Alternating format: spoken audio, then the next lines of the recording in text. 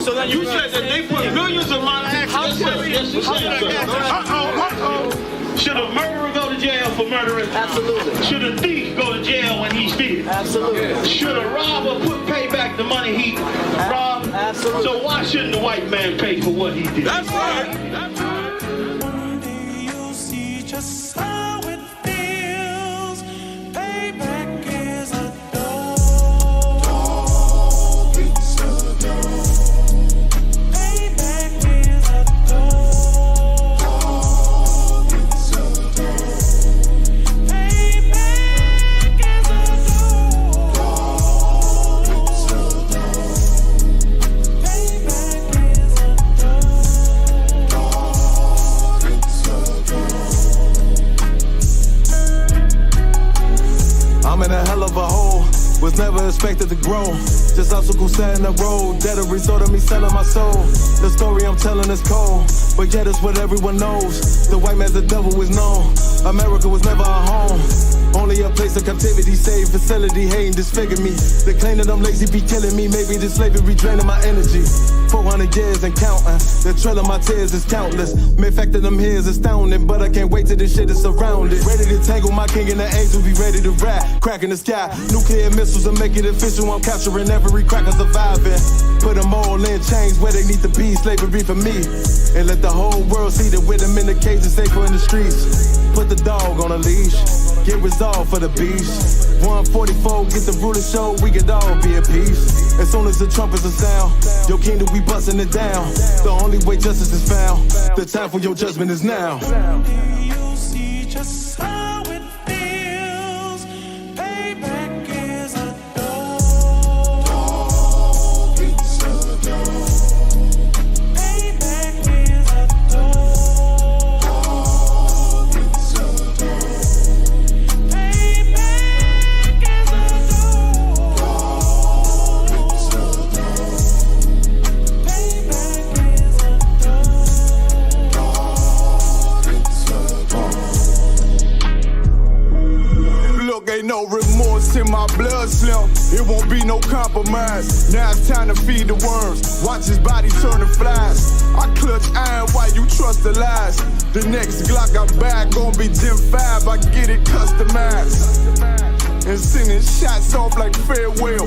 Praying payback come back around like a carousel. Still remember your Honda's words ringing in my head like bells. Said you in this body, you fit the Lord, fuck the cocktail. Triangle choke, apply pressure to the game like I did Vondale. Payback's a bitch in a dress, she a bombshell. Revenge is dish served cold, I just hope they making oxtail. Glock fresh out the box, I swear it got that new car smell. Made myself a target in a world of mass shooters. Devils design fire for our babies to pass through. In the day of our king's reign, I'll be overzealous. They bought my jealous, I bought brand new parabellums. You'll see just how it feels. Payback is a dog. It's a dog. Payback is a dog. It's a dog. Payback is a dog. It's a dog. Payback is a dog. It's a dog.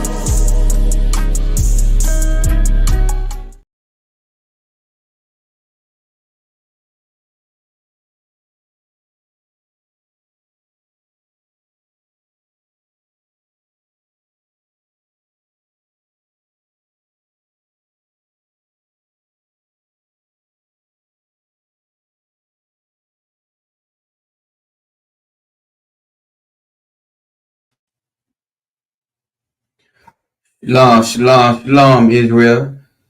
This is the ISUPK 1 West, started 125th Street. This is the ISUPK 1 West. Okay, yeah, Salaki.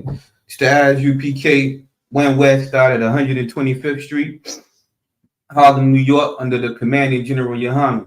You understand? This is tonight's history class, man. We're gonna be going into the let's talking about when we ruled in Europe tonight.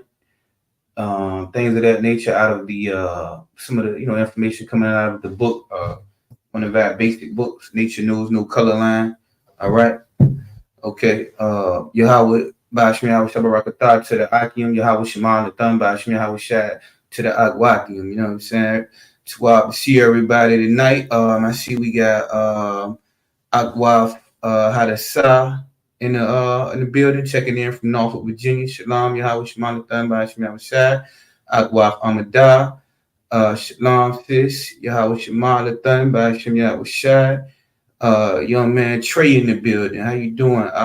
You understand? Glad to see you tonight. You know I'm staying strong, checking in, brother. Shalom, Yahweh Bashmi Shabarakatah. Ayan, how you doing? Good to see you tonight as well. Shalom, Yahweh Bashmi Shabarakatah. Right? Okay, who else? Got Akwaf Ra'aya in the building, man. Yahweh, Shalom, Yahweh Shema Nathan Bashim, Yahweh Shad, Ribbon Property Officer 500, Tazakara. We got Akwaf Shakal in the building, Ribbon Property of Ayan, Yahweh Shema Nathan Bashim, Yahweh Shad, Akwaf Nazam, checking all the way in from New Orleans, Louisiana. All right. Rib in property of Police Officer 5000 Madabar. Okay, we got Akwaf Shelly, I'm in the building. Yahweh Shemana Thumb Shad, Princess of Awesome Taza Kara, checking in tonight, man. So, we got a full house, man. I'm sure we're going to have some more brothers and sisters come in tonight. Okay, we got Akwaf Bria also checking in, man. Ribbon Property Trooper Yabaka checking in tonight. Okay, it's too wild, man, to see everybody tonight, man. Yeah, we just had the Day of Atonement. You understand? How did that go for everybody, man? All right, we got the sister Jaleesa Warren checking in tonight, man, from Norfolk, Virginia. Shalom, right? She sis, right? And we have yeah, I want to shout out, man, Alphamatizer Kara and Wafra Aya, man. Yeah, we made it, Agua. We definitely made it. I'm gonna shout you all tonight. For those who was not there, we had a heck of after the feast, the Day of Atonement, man, we had a nice meal made by Atwa Fry, a 5-star meal. Her and Atwa Dabara, I don't think she in the chat tonight, but she did the baking. Atwa Fry did the cooking, and man, we had a good time. Everybody enjoyed the food. You know what I'm saying? We had the brother man in Akium from Baltimore. You understand? We had a nice breakdown, man, after the feast, man. It was too wild. Everything was delicious, man. The brothers, ate so much they couldn't even eat everything, man. They had to take things home, man. The sister made a strawberry crunch cake, had meatloaf, so good, man. Melt in your mouth, and everything was just wow, man. The water for those sisters for that, you know what I'm saying, and as well as all the sisters, man. When we have our feast days and things of that nature, those of you that bring a meal, we really appreciate that. I definitely appreciate it. You understand? I had a side well made a nice meal for the feast day before the Day of Atonement. What was that? Memorial blowing of the trumpets. You understand? That's right. Akwa Shelly, a lot of food. Yes, it was. All-Star Karate, Akwa definitely did their thing. Yes, they did. You know what I'm saying? Give them a hand. You understand? Give them a hand. We definitely want to encourage that. You understand? Because we don't want that to stop. Most High Christ. The water for that. Right. Okay. I think we'll do a opening scripture, man. Of Deuteronomy 7 and 6, and then we'll go into a little bit of this information, man, out of here, man. And Nature Knows No Color Line. Okay. Just to get a little bit of information about the time, when we ruled in Europe, man. We ruled Europe, for 1,000 years, man. A lot of things that went on there that they don't talk about. So we're just going to, skim through the chapter a little bit tonight, get a little bit of light information a light history of what was going on during that time, the so-called Negro ancestry and the white race. You understand? So when we was in Europe, during the time of 700 AD till up to about 1492 AD, which was right before the start of slavery. Actually, okay. Deuteronomy chapter 7, verse 6. Deuteronomy chapter 7 and verse 6. There's a lot of greatness going on, man, when we was in Europe, as far as on our behalf, things that they won't tell you, things that we was doing, the dark ages, what they called it. You understand? The Renaissance era, that was during this particular time period, okay? Deuteronomy chapter 7, starting at verse 6, okay? For thou art an holy people unto the Most High, thy power. We are a holy people, man. Anybody don't know what that word holy mean? Not like the Christian church tell you, you think it's something different, than what it actually is, knowing the actual definition of holy, you understand, which just means to be separate. We are a separate people, man, and we are separate now unto the things that we have separated ourselves to. Why for our separate? That's right. That's what holy means, man, to be separate. You understand? Now we have separated ourselves to a lot of different things, you know what I'm saying? Like the Christian church, Islam, and trying to fit into this American society, the boule and things of that nature. Some of us, separated ourselves to criminality and all of these different things. Some of us are separated to the LGBTQ movement. We've separated ourselves to a lot of things, which actually makes you unholy. But when we are holy, separate unto the Most High our power, man, that's what we should be separated to separate from those things I just named, to separate from this world, you understand? And to begin to cleave unto the Most High, man, separate ourselves to our power, to our God, you understand? All right, the Most High, thy power, have chosen thee to be a special people unto himself. And the Lord has chosen us, man, to be a special people, to be a special people unto himself. You understand? He didn't have to do that. We'll go into later that, well, the next verse to pretty much cover that, but yeah, the Lord chose us, man, to be special. We are a special people. We are a separate people. You understand? And I bring this out, man, because most of us think that we are very much so short of being special. A lot of us have a low separate self-esteem. A lot of us don't know that a whole creator of the heavens and the earth and the seas and things of that nature, how he separated the boundaries of the seas. You go to a beach, a beach water has boundaries. If it didn't have boundaries, we would be flooded out. This just had intelligent and wise, the power that we have, man. You understand? Everything stays in its place. You understand? He created the stars, the moon, the sun, all of these different things. This particular power, the vegetation and the growing of the grass and the trees and things of that. He was, the atoms, the things that we can't even see, neutrons, protons, electrons. You understand? Molecules, things that make up a lot of the matter and the physical, tangible things that we can see and touch, man. You understand? This particular power is what created these things, the universe, that a lot of things, all the organisms and animals and insects and things of that nature that has been created. You understand? They even the elements.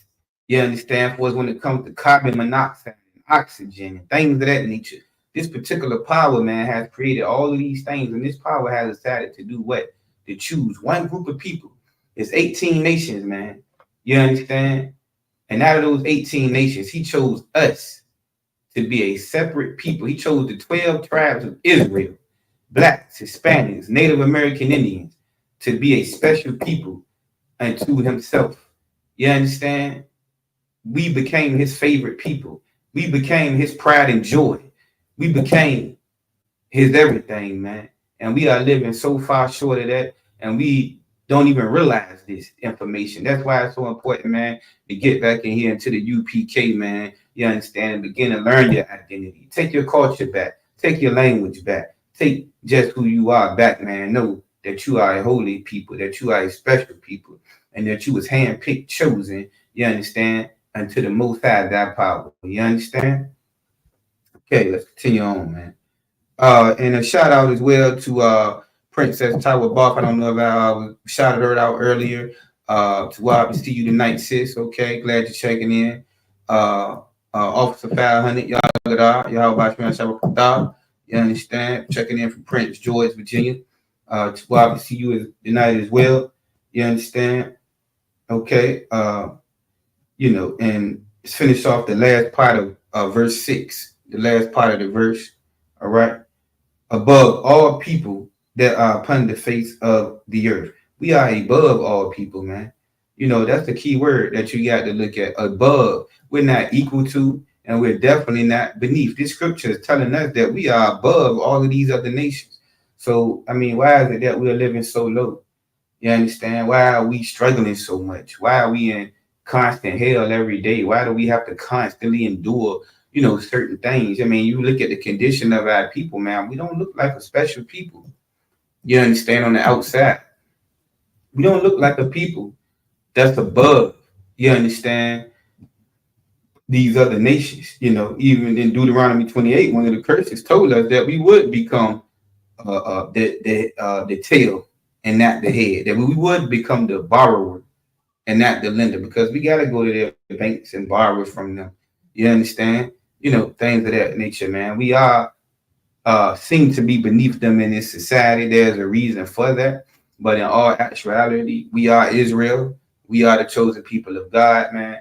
And we are a special people, man. And we definitely should recognize that and begin to try to elevate and, you know, reach that particular status and get this kingdom back. You understand? And get in our rightful positions, because we're definitely out of pocket. We're definitely out of place. You understand? Okay, verse 7. The Most High did not set his love upon you, nor choose you. The Most High didn't choose us, man. You understand? Or set his love upon us, because ye were more in number than any people. You know, we wasn't the most mightiest nation. We wasn't the biggest nation in number at that time. You understand? We actually, in the last precept, it says, for ye were the fewest of all people. We was the fewest of all people, man. You know, but the Most High still chose us. It wasn't that we were so much of the mightiest, the strongest, the more in number. You understand? You know, that wasn't the case. That we was the wisest so much. You know, that we stuck out so much. That's not why he chose us. You understand? You know, verse 8, but because the Most High loved you, and because he would keep the oath which he had sworn unto your fathers. The Most High loved us, man. He chose to love us. You understand? It is not so much as something that we did that was so great. Matter of fact, we messed up quite a bit. You understand? You know, we don't live like we should as a special people. You know what I'm saying? We don't conduct ourselves like people of God. You understand? The people of the universe. You understand? You go outside your door right now in any corner store, man. We out there drinking, drugging, you know what I'm saying? Women horn, walking around half naked. You understand? All of these different types of things, man. You know, we saying all type of vulgar and foul things out of our mouths. You know, we're just living a lot below that bar, man.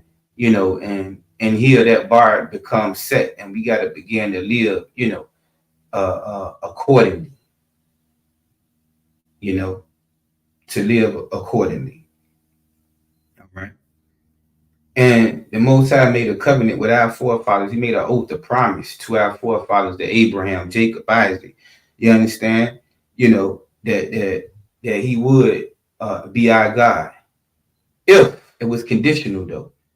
If we was to keep the law, statutes, and commandments. But because he made that promise, you know, and even though we did not keep the law, statutes, and commandments, he still have made a way. How did he make a way, man? You understand? He sent his only begotten son as another action of love. Would you send your son for a nation that constantly sins against you? Would you sacrifice your son or daughter, especially if it was your only one? But that's what the creator and power of the universe did for us, man. You understand? And I think we owe, you know what I mean, to lay our lives down for that, you know? Okay? And because he would keep the oath which he had sworn to your fathers, have the Most High brought you out with a mighty hand. This is why he brought us out with a mighty hand. This is why he sent his only begotten son, because he keeps his word. Unlike us, you understand? We don't keep our word to the Most High. We constantly break the law time and time again, right? And redeem you out of the house of bondman. He's redeeming us out of the house of bondman from the hand of Pharaoh, king of Egypt. He's trying to, bring us up out of this system, man. He brought us out 400 years ago. And you know what happened in between, from that time to now. We broke the laws. He did set us up in our own land. You understand? But we constantly, man, broke the laws and things of that nature, we're trying to get delivered again. He's constantly, you can see how he's constantly forgiving us.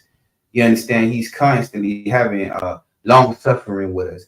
He's constantly having mercy upon us, man. And even with all the atrocities and the different breaking of the laws that we have done in the past, the Most High is still making a way, man, to bring the 1/3 out of Babylon that's going to eventually fall, man. And we're going to find ourselves back in the kingdom of heaven.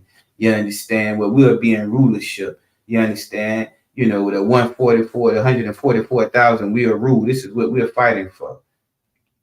When you ain't got to get up and worry about going to work tomorrow. You understand? Where you got the slaves already working and putting the work in for you. Esau working for you. The East Indian man working for you. The Arab man working for you. The African man. You understand? All of them out there in your probably 1,000 acres mansion. Whatever type of cars, you got you a new body.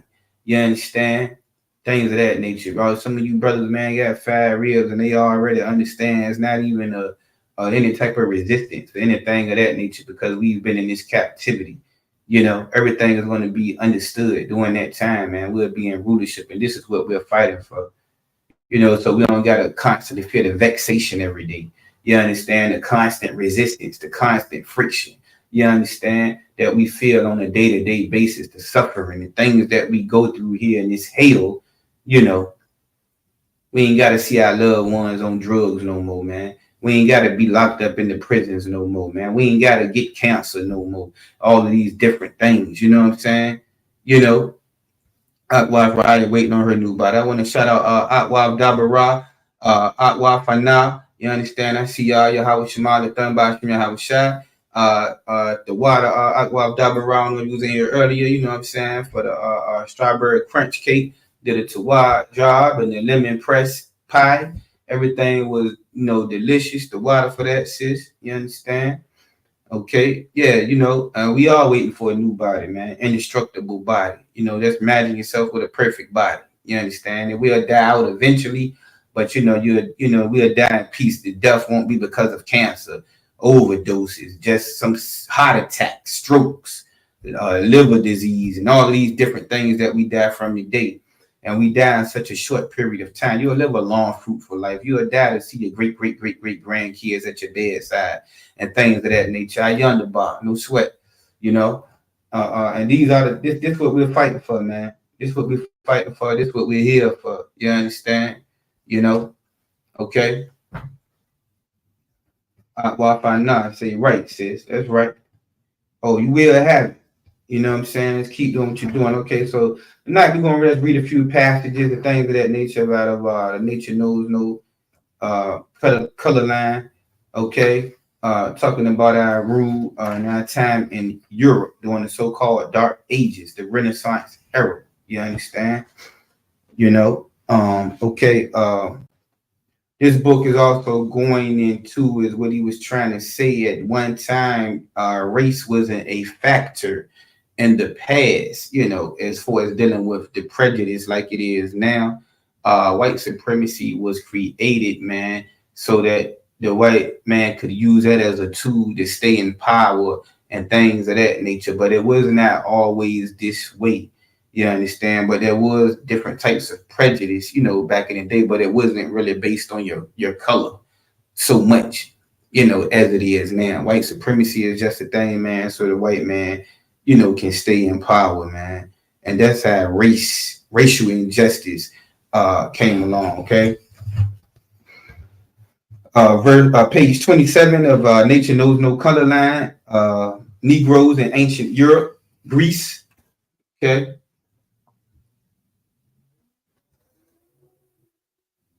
This book is by J.A. Rogers.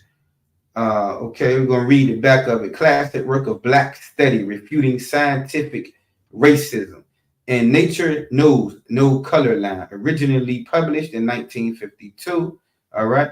Historian Joe Augustus Rogers examines the origins of racial hierarchy and the color problem. So this guy was examining race, you understand, and the color problem that exists. He wanted to know, a little bit more about this, so he went and studied it. Rogers was a humanist who believed that there were no scientifically evident racial divisions, okay? Because they try to say that we are inferior because of our color of our skin. And this brother wanted to prove this was being proved wrong in this book, that that's not true at all. You understand that racism and color prejudice was a made up thing. You know what I mean? We're in no way inferior to the white man. As I just read, we're actually above the white man. All humans belong to one race. Now you got to be careful when you read these books. You understand? Some of the information is true, but you got to be able to discern what you're reading and know what is true and what is not true. Okay. He believed that color prejudice generally evolved from issues of domination and power between two physiologically different groups. Okay. Right. Racism is more or less about not that a certain race is inferior or incapable or anything of that nature. Yeah, the white race is. Yeah, definitely wicked. You understand? And they're definitely beneath us. That's why we're greater in everything that they do. Everybody still mocks us to this day. Why? Because we are the salt of the earth, and the Bible tells you that. You understand? Okay. So basically, what they're trying to do is take our identity, as the Jewish did in Israel. You understand? But we know from the scripture that they are liars. You understand? That we are the Jews. We are God's chosen people. Okay. All right. Okay.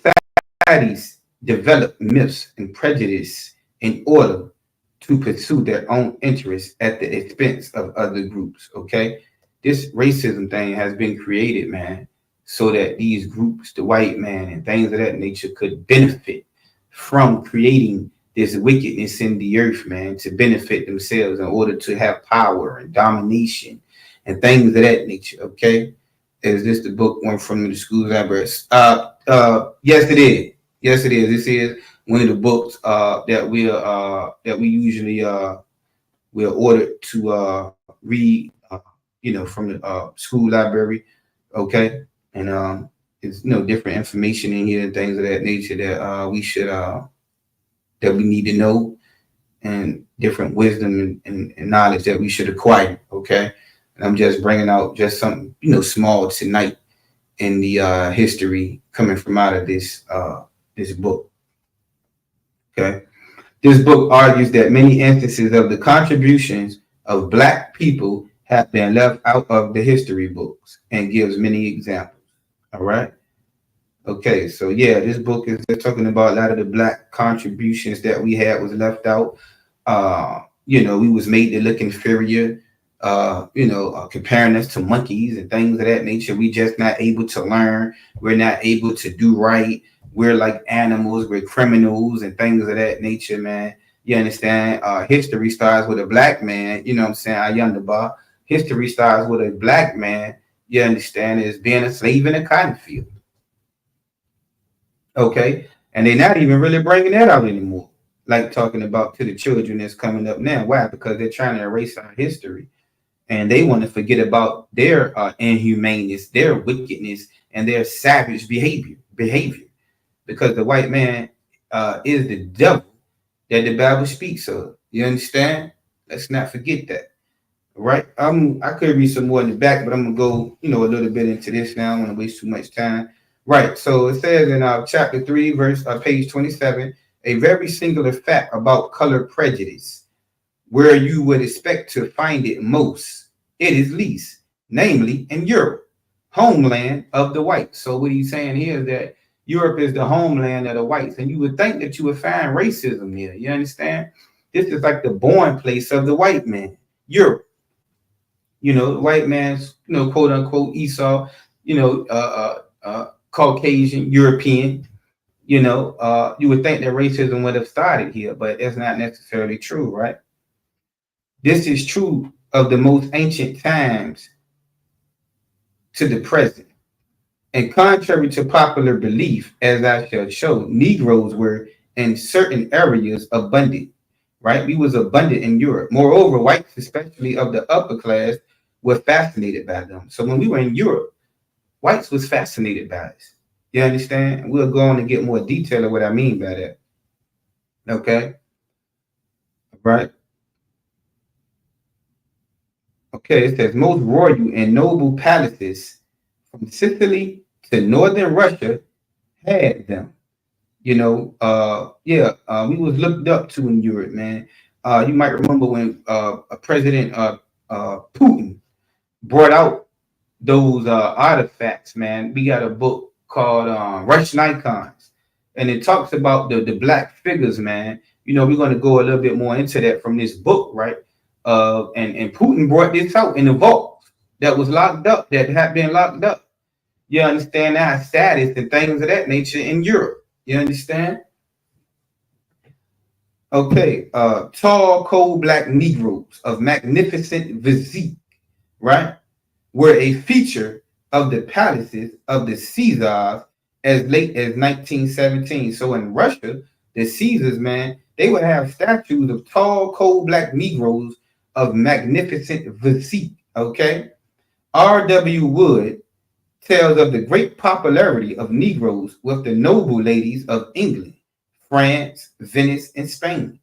So from all of these, France, Spain, Venice, all of that, Negro men, so-called quote unquote Negro man, the black man, the Jew man, you understand, was very popular, man, amongst the white women, noble white women, women of royalty during that time.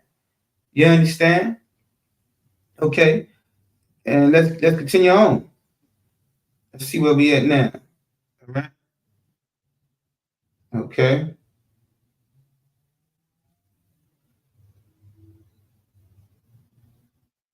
So what he was explaining there, he says, nowhere in earlier European literature have I been able to find any such sentimental appeal to racial kinship as exists in the United States and South Africa, even when the Negroes came into Europe as conquerors. So we came into Europe as conquerors at one time, right?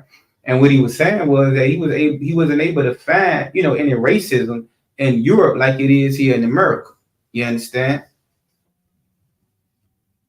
He says this racism is a pure invention of the colonial whites, right? The whites that founded America to bind themselves together to further the exploitation of darker peoples. The white man that started America just wanted to bind themselves together, come together. This was a way for them to unite themselves against us.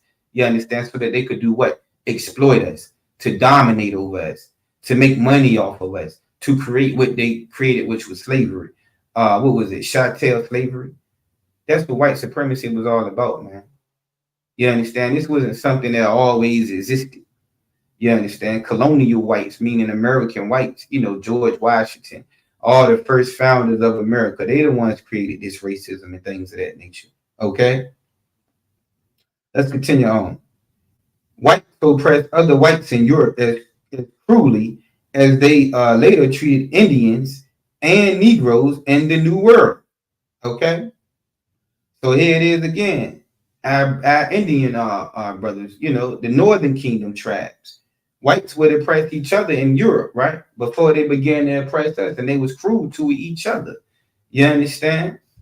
Before they would even, begin to treat us a certain way in the New World, right? Okay. Any European animosities was not due to race, but maybe of sex, class, your social status. You understand your type of religion you had, okay, and nationality. And it would be that they may even be racist against each other.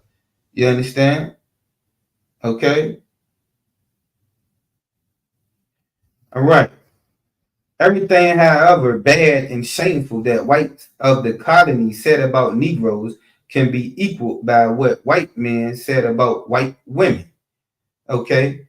I believe we get, the way we treat our women today from the white man, because the white man was very evil to the white woman. He oppressed the white woman, and he still do really to this day. You understand?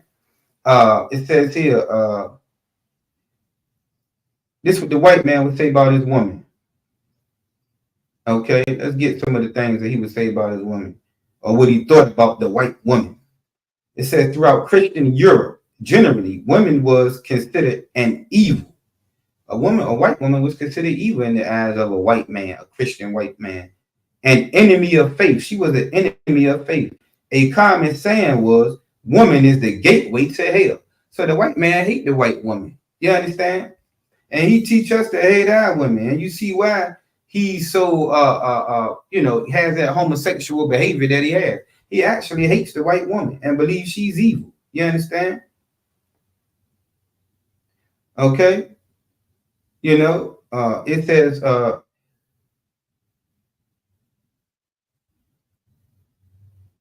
right.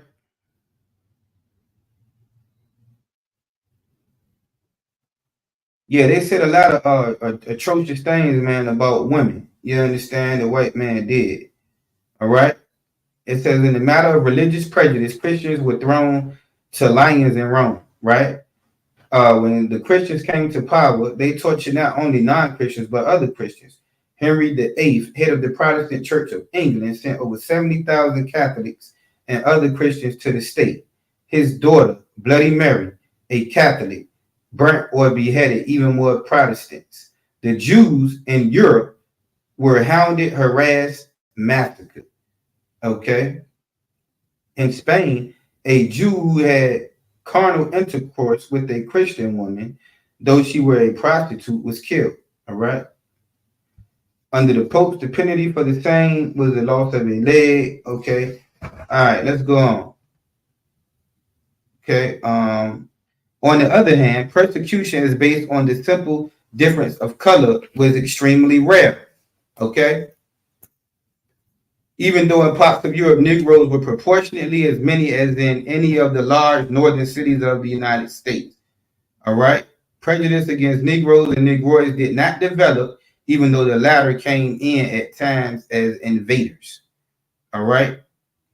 Negroes were first worshipped in Greece and Rome. This is pretty much what I wanted to get to. The other information was just a little background information. But Negroes, we were first worshipped in Greece and in Rome. White masses bowed down to black deities. You understand? We was idolized, man, in Europe. Okay, the rites of Apollo were founded by Delphos and his Negro mother, Melanus. And the worship of Black Isis and Horus was popular in Rome.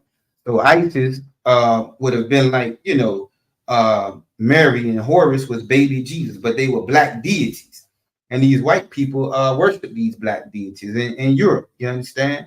And the Roman colonies as far north as Britain, when this later evolved into the worship of the Black Madonna and Black Christ. That's where your Black Madonna and Black Christ come from. These were statues all over Europe, man, and the white people worship them. Christian whites also bowed down to them. All right. Christian whites would bow down to these deities, that was posted up all over Europe. In fact, one of these black Madonnas was a Sudanese woman of the 13th century AD. There were also Negro saints of the Catholic Church in Europe. So it was saints in the Catholic Church in Europe, man. You understand? Who was in Christianity. The Moors was around during this time as well. You understand?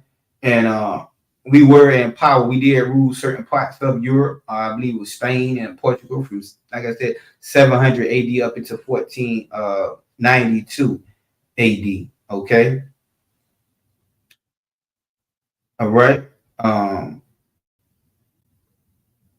We can talk about the Moors. Okay. France is noted for its black Madonnas, right? France had the black Madonnas.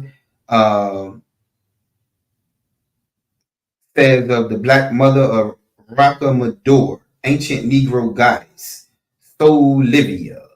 That's where I guess you get soul from way back then. It was an ancient Negro goddess, the black mother, signified to those pre-Christian worshipers at Rockamador. They was worshiping these things, man. White men, people of nobility was worshiping black statues. You understand? Bowing down to the black Madonna. You understand? And the black Christ. So, they knew exactly, who we were, man. You understand? It says the child Jesus looked like a little woolly haired African with low forehead and large ears. All right. Okay. A seeming fourth was when the Moors of Granada were forbidden to bring in more blacks from Africa in 1560. That reason, however, was religious, not racial, as the prohibition did not apply to Christians regardless of color. This lack of color prejudice existed, even though the Negroes had been engaging in warfare with whites on European soil, perhaps even before Hannibal. You understand? Hannibal was a great warrior of ours, In fact, there were even sayings and proverbs in favor of black people. An old English saying was to see a black man, the first thing on waking up in the morning is an omen of good luck. So the whites, in Europe during that time believed that see a black man first thing in the morning was good luck. That was good luck to them. Shakespeare the poet Shakespeare speaks of the sweet color of the Ethiop peas. They looked at us as Ethiopians, different. Of course they believe it's African. That's why some of the things you gotta try to weed through in these books. And it's Sonnet 130 rapturously of a black skin and wiry hair. Negroes became the favorites of royalty as far north as Russia. So we was favor amongst royalty in Europe, man. Even Russia, all of these places.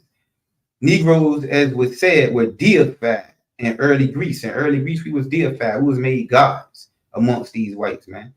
They appear as gods in Greek mythology. The chief title of Zeus, who they call Zeus, greatest of the Greek gods, was Ethiops, that is black. They had Zeus, they painted as black. You understand? In Europe. A lot of y'all may have heard of the Greek god Zeus, the greatest of their gods from their pantheon. And from the descriptions of Ethiopians in early Greek writings, there can be no doubt of their identity with living Negroes. All right, let's go grab something else. Let me see. At the legendary siege of Troy, you might have seen that movie Troy. Black men and women fought with great courage. We fought in the wars. One of their kings was Black Memnon of Ethiopia, the Herod and companion of Ulysses, hero of Troy, right? Other black Venuses were melanins, from which is derived melanin, or the pigment in the Negro skin, right? This was a goddess, melanins. That's where you get melanin from, right? And Scota or Scotia, Egyptian princess, married to a Greek, and from whom it is said the name Scotland originated. She is believed to be the ancestress of the Scots. Later, when Greek knowledge of Africa passed from the mythological to the geographical and Negroes arrived in numbers, they were no longer deified. We began to come to Europe in numbers. We was no longer deified, but we were still well thought of. We were highly thought of, man. We wasn't mistreated in Europe like we are now. They looked up to us, man. We were great in Europe, okay?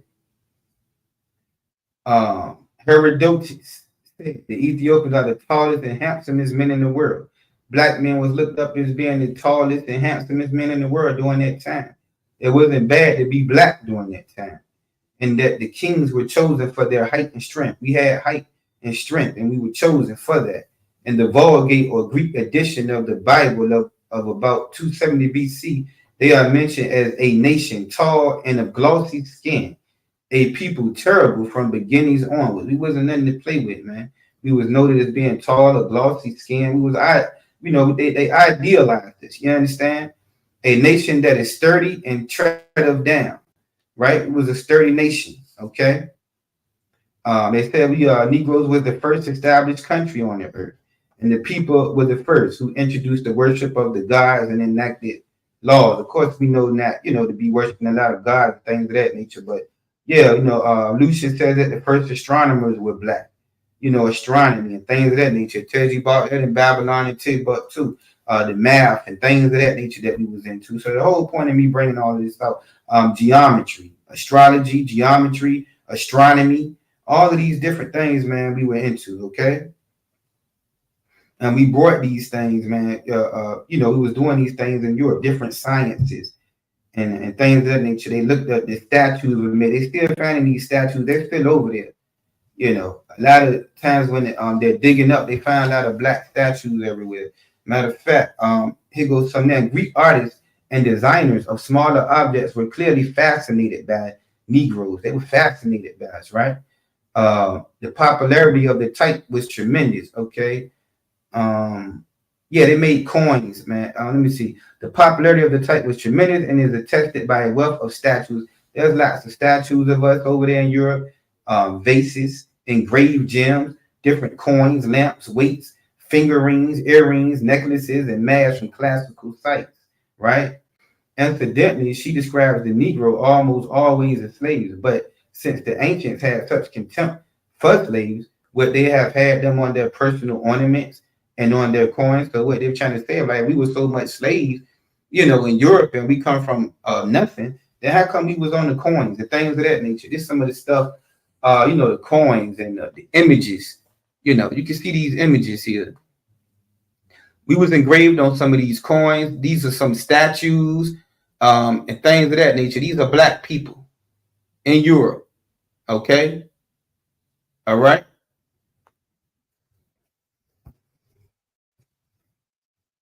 And this goes back to us being a great people, man. All right. It says there was Negro Amazons or female warriors. We had, strong black women also during that time. You understand?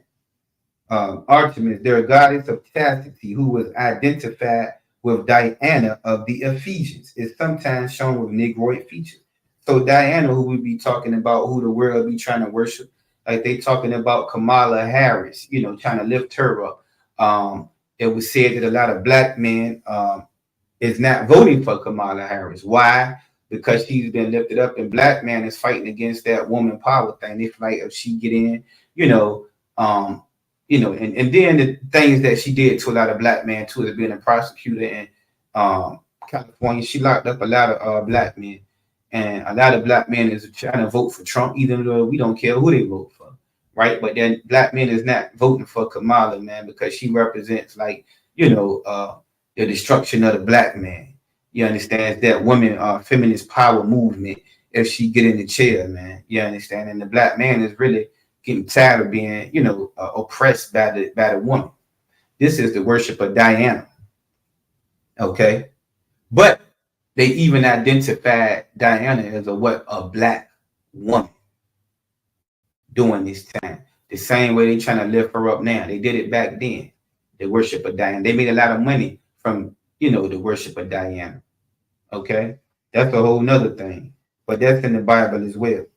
You understand? And we bring these books up because some of the same things that's in the Bible is written in a lot of these books, right? But just remember, there's no book that's equal to the Bible. We bring it out to complement the Bible and things that's in the Bible because the historians are bringing out the same things that's actually in the Bible through archaeology, through the study of history, records, and things of that nature.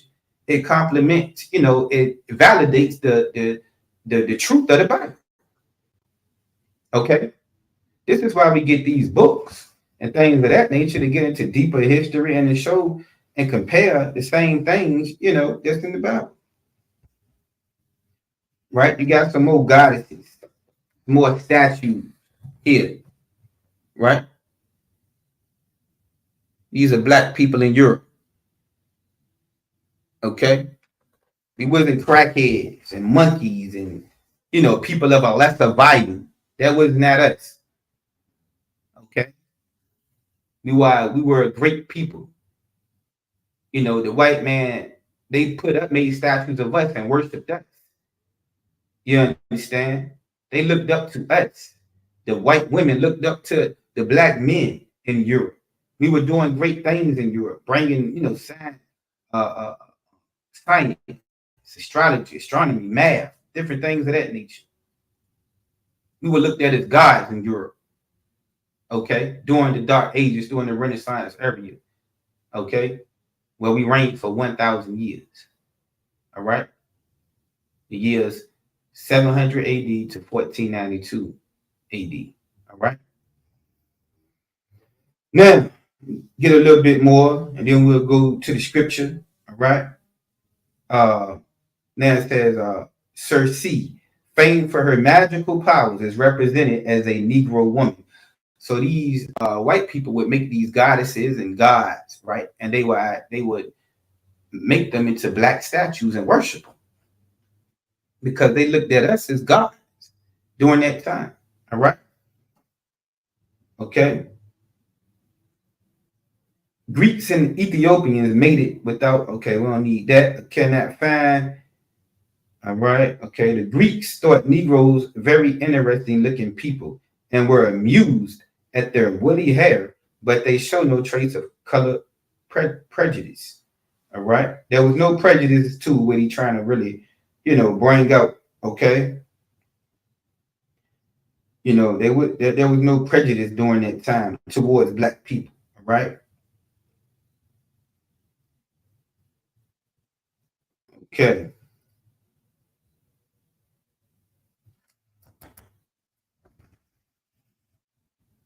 Okay. It says since Negroes were so well thought of, there must have been considerable. All right. We don't need that either. Right. Okay. I'll bring this point out. It says, for instance, we know positively how the early colonists of Massachusetts, Maryland, and Virginia felt about miscegenation, meaning mixing of the races, us sleeping with white women. They talking about, the colonies in Virginia when America first got started. That's where racism originated from. But from Greek and Roman literature, which exceeds by far in volume writings of the early colonies, meaning there are more literature from Greek and Rome, okay, than from these early colonies of America. Okay, we learn almost nothing, although Negroes were abundant, especially in Rome. We were in Rome and Greece, and we was looked up to. We was worshipped, you understand, during this time. All right. All right. It says Negroes have been coming into Europe for nearly 3,000 years, not to mention they are being there in prehistoric times. All right.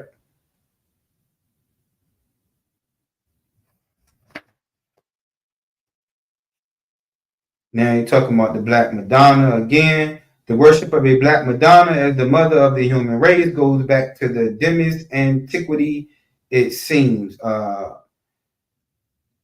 To the world is black. Black Madonna was black. They worshipped her. The black, it says, the mother of God and men from whom all things spring. Black Madonna was the mother of God from where everything came. She was worshipped as a black woman. If we turn to the Hebrew, we see that it supports me in the idea. We find the word shahar or shakar, which signifies to be black. Old Black Venus, who was later worshipped as the Virgin of Amadou. Diana of the Ephesians mentioned in the Bible for a picture of her and other black goddesses. Okay. Yeah, things of that nature. So you get the point. I think everybody get the point of what's being brought out here. All right. In Rome and in Greece, we were worshipped, man, as gods. We ruled during the Renaissance period during that time. We ruled in from 700 to 1400 AD, and as the Moors, we were called the Moors. We controlled parts of Spain and Portugal. We were also present in the Roman Empire, including we had a general there, Septimius Severus, and even back further than this time, Alexander the Great. We can read about him in the Apocrypha in First Maccabees when he took over, and Greece was ruling the world during that particular time. A lot of people don't know one of his main generals was a black man.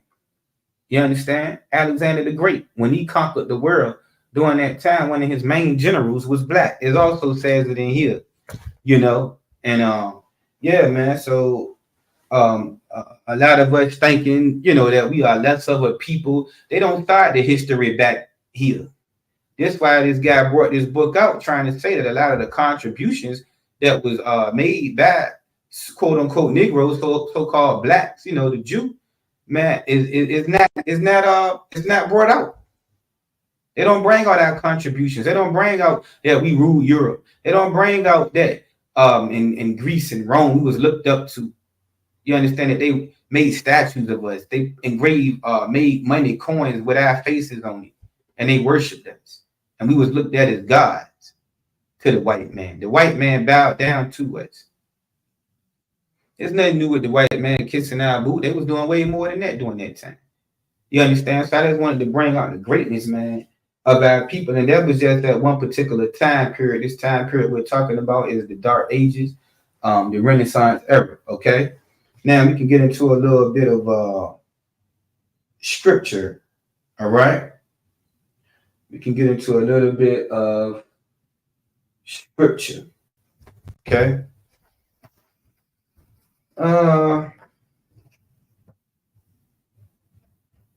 Guess we can go to second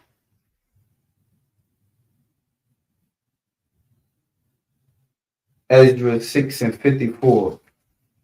Second Ezra in the Apocrypha, chapter 6, verse 54. All right. Second Ezra, chapter 6, verse 54. And after these, Adam also, whom thou madest Lord of all thy creatures. You understand? It's back when our forefather Adam was made Lord of all the creatures. You know, Adam ran the earth, man. You know what I'm saying? During that time in the book of Genesis. Of him come we all. We all come from Adam, right? And the people also whom thou hast chosen. And here it goes again, the people whom thou hast chosen. You know, that special people. You understand? The Most High chose us, man. You know, not all people. He didn't choose these other nations, even though we all come from Adam, right? You had the Adamites during that time, okay? You know, but there was a specific line and lineage that was chosen from Adam, and that was us, blacks, Hispanics, and Native Americans, the 12 tribes of Israel, okay? All this have I spoken before thee, O Lord, because thou madest the world for our sake. The Lord made this world for us, man. He made earth for us to rule over, to inhabit. You understand? This was supposed to be our heaven. I mean, just think about that. The creator universe made this place for you. And the devil has stolen it and taken it from us. Job 9 and 4 tell you who ruled the earth. We're going to probably go there in a minute. You understand? But the wicked rule the earth. This should not be so. We supposed to be ruling the earth. You understand? Verse 56. As for the other people, which also come of Adam, now talking about the other nations that come from Adam, right? Thou hast said that they are nothing. You know, these people ain't nothing, these other nations, man. The white man ain't nothing to the Most High. See what I'm saying? But be like unto spit. You know, you talk out your mouth, man, a little bit of spit might get, they're going to come out your mouth. That's what these other nations are to the Most High. All right? Like spit. And it has likened the abundance of them unto a drop that falleth from a vessel. You know what I mean? So you can take all these other nations, man, and they're just like a drop that fall from a pitcher of water to him. They're nothing to him. They mean nothing to him. And the fact that he looked down on us, man, and chose us out of all these other nations, man, we need to really, you know, allow it to soak into our minds and, you know, really think hard about that, you know, because the Most High didn't have to do that, all right? Let's go to Deuteronomy chapter 4. Deuteronomy chapter 4.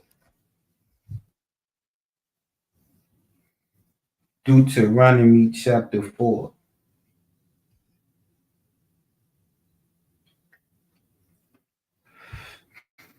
The Most High say he didn't choose us, man, so much of You know, because you got to think about it. Everything we done now, man. It ain't like we, you know, because we was the mightiest, the strongest, or you know, the wisest, or anything of that nature. You know, he chose us because he just simply loved us, and he made a covenant with our forefathers that we would be his people and to give us the promises. See what I'm saying? All right. Deuteronomy chapter 4. Let's start at verse 5. Behold, I have taught you statutes and judgments. The Most High taught us statutes and judgments, right? Even as the Most High my God commanded me. This is Moses talking to us, okay? 4,000 years ago. That ye should do so in the land whether ye go to possess it. Most High, you know, brought us out of Egypt, man, and was going to take us to our land, to our heaven. The same thing we pretty much waiting on now. We're still waiting to get there, and it's the same instruction to the day. We getting the same instructions right now. When you go to that land and possess it, make sure you keep these laws, statutes, and commandments. Verse 6, keep therefore and do them, right? For this is your wisdom and your understanding in the sight of the nations, right? Us keeping these laws and statutes, man, is going to have us to be looked at as a very great people, as the, you know, the scripture will explain in the next verse or two, all right? So it's very important that we keep this wisdom, because you got, and this understanding that we have, you understand? Because I mean, you got to think, right, out there in the world without this wisdom and understanding, what are we doing? We're getting high, and they look at us and they laugh at us. They know we doing all the twerking, our women doing all the walking around with no clothes on. You know what I'm saying? Sexy red talking about F my baby daddy. You know, that our women don't, you know, respect the black man. You understand? The black man has been trodden down and beaten down, and these other nations are looking at us right now, and we look foolish to them. Look at Puff Daddy.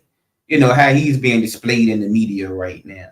You know, and not just him, because it's trickling down to Meek Mills and DJ Khaled. Well, he a heathen anyway. You understand? But you know, Meek Mills, our men are made to look gay as pedophiles, to be sick and things of that nature, drug addicts. You know what I mean? You know, this is how they're making us look, man, because we don't have what? The wisdom and the understanding. Our women are looked at as sex objects. They just walk around shaking their butt with no regard for nobody, you know, themselves, the black man, or nothing. Big mama, F my baby daddy. You know, they walk around half naked. You know, this is the example of the black women. This is what our young women looking up to. This is what our women in the world looking up to. You understand?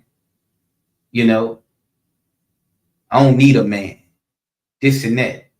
You know, that's that feminist movement, man. That's why they're trying to get Kamala in there. And she ain't even black. You got to look at the tricks that's being played, man. This is why we need the wisdom and the understanding, because without it, we looked at like a bunch of savages, like a bunch of fools. You know, you go out there, you see us strung all out, you know, alcoholics, things of that nature, laying all in the street, you know, fighting with each other, arguing with each other. This is how we look without the wisdom and the understanding. This is what this verse is talking about. This is why Moses told us, hey, look, y'all keep this. Moses seen the condition we in 4,000 years ago. The Lord showed it to him. You understand? Now, keep therefore and do them, for this is your wisdom and your understanding in the sight of the nation. We're being watched by these other nations. We're being, you know, under a microscope, and we don't even realize. You would think we're, you know, sometimes, you know, yeah, we've been embarrassed to do certain things. We're not embarrassed at our behavior. We don't realize that we're being watched and ridiculed and mocked by these other nations. Look at those look at those black people, Hispanic people, and Native American Indian. Just look at them in the barrios, in the projects. Look at they women, how they carry themselves. Look at how they always getting. Look at their rap music and things of that nature. Just look at them. They're like a bunch of savages, animals. These supposed to be the people of God? These supposed to be wise people? What? No, man. Somebody must be sadly mistaken. This can't be the people, man. This can't be the people. You understand? Okay, in the sight of the nation, which shall hear all these statutes and say, surely this great nation is a wise and understanding people. Right? The only way they're going to say that we are wise and understanding people is we are following the law, statutes, and commandments of the Most High. All right? Verse 7. For what nation is there so great who have God so nigh unto them? You know, they're going to be saying, what nation is so great that they got the power next to them? The creator of the universe is next to these people. The nations would know this. They know it now. We're not aware. You understand? That we're that close to the Most High, that we're his chosen people. Still, we're supposed to be, we set the example for the earth. Okay? You know what I'm saying? We set the example for the earth. I'm going to go grab that scripture, man, after I finish with this. As the Most High power is in all things that we call upon him for. The Most High, you know, there and everything that we call upon him for. We supposed to have our power with us, man. You understand? Verse 8. And what nation is there so great that have statutes and judgments so righteous as all this law? The law was given to us. You know, they like, what make them so great that the creator universe would get them so, these statutes, you know, they was looking at our laws like, these are great laws. You know, this is great information that was handed down. Who are these people that, you know, their God give them this? And we don't even utilize it. We don't even feel the need to utilize it. You understand? And that's why we in the condition we in today without it. You're nothing without this law. You know, a lot of us need to get that in our damn head, thinking we something without these laws, statutes, and commandments. Without these laws, statutes, and commandments, we're nothing but drug addicts. You know what I'm saying? Can't stop getting high. Can't stop going to jail. Can't stop unaliving each other. We out there, the biggest LGBTQ community. You know, Shema, what is that? They got a damn slow man out there lifting him up in the LGBTQ community. He making songs and everything. You know? They displaying and snitching on each other, making that popular. The guy Woody with Young Thug. All of these different things. Everybody know about Puff Daddy. I ain't got to mention that no more. You know? This is what we are without the law, statutes, and commandments, man. And you know, we still walk around with our heads up high with the type of animalistic behavior that we have. You understand? Most High said you be as a brute beast, man. The animals, we damn near on the level of the animals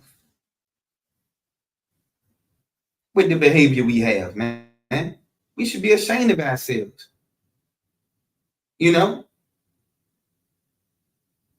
And we be out there just having a good time, taking vacations, going to the club. You know what I'm saying? How women walk around there, we don't got no shame in wearing them hot top, you know, breast all out and hand pots out. They think that's, you know, they can't see the savageness in that.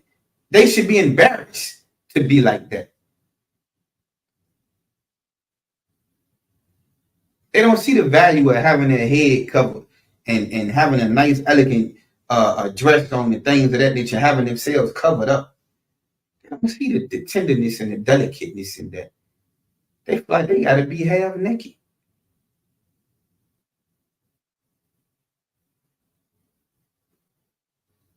You know? Our brothers don't see the shame in being alcoholics and drug addicts out there, man. Even the ones that's prideful, man. You know, we don't see shame in being witches out there selling poison to our brothers and sisters. We take pride in it, man. You know, because we're making a little bit of money off the expense of our own people, oppressing our own people, driving nice cars, wearing nice jewelry, clothes, and things, and having a pocket full of money, man. You understand? In order to be a man in this society, that makes you a man in this society. You know what I'm saying? You know? They got a little video with Puff Daddy, man, talking about a little bit of the rock and baby oil, make him feel like a man. You understand? You know, he was on top of everything, man. You know, he in there having orgies, and that brother ain't had no shame in what he was doing, man. You know, they ran there rubbing baby oil all on and supposed to been, you know, some type of drug within the baby oil, and I mean, man, the accusations. I mean, this brother shouldn't have been able to wake up and look himself in the mirror every day with this thing, man. I mean, he should have blew his own brains out a long time ago if he doing them type of things. If those allegations are true, man, I don't understand as a man how he could just wake up every day dancing and carrying on life and acting like he was all of that, doing those types of things, man. You know, even some of them sisters that knew about this and was still dealing with this man, some of the brothers too, man. I mean, I don't understand it. This is what we have become to, man. We done went from a great nation, man, to nothing.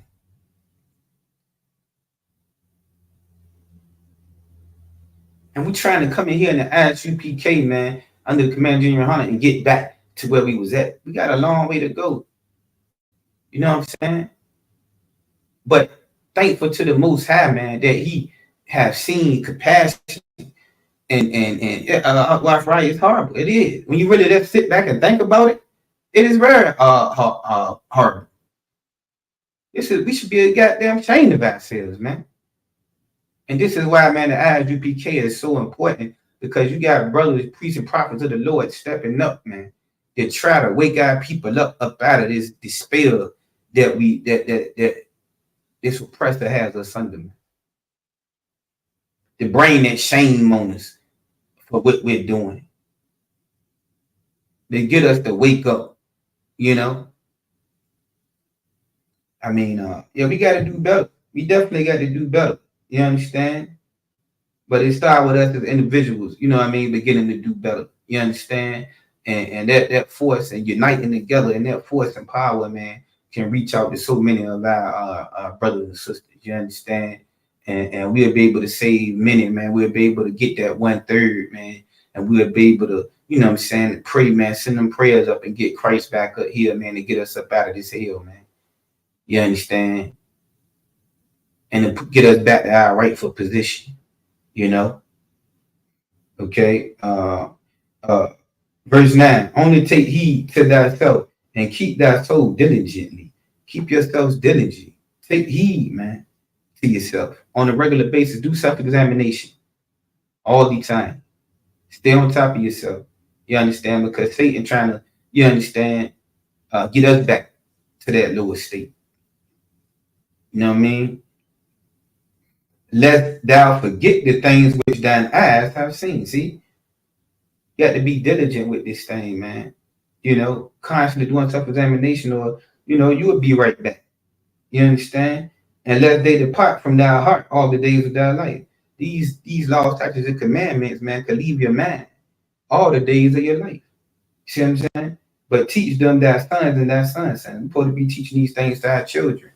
But how in the world can we teach our children anything and we ain't even living by the law? And then we feel a certain way when our children turn out a certain way. Well, it's your fault. You understand? You know, it's your fault. Take accountability for the way your children has turned out from following Christianity, from following the ways of this world, for refusing to come back to the law, statutes, and commandments of the Most High, man. This is an urgent thing, man. And we say we love our children and things like that, but we're so selfish that we refuse to change. You understand?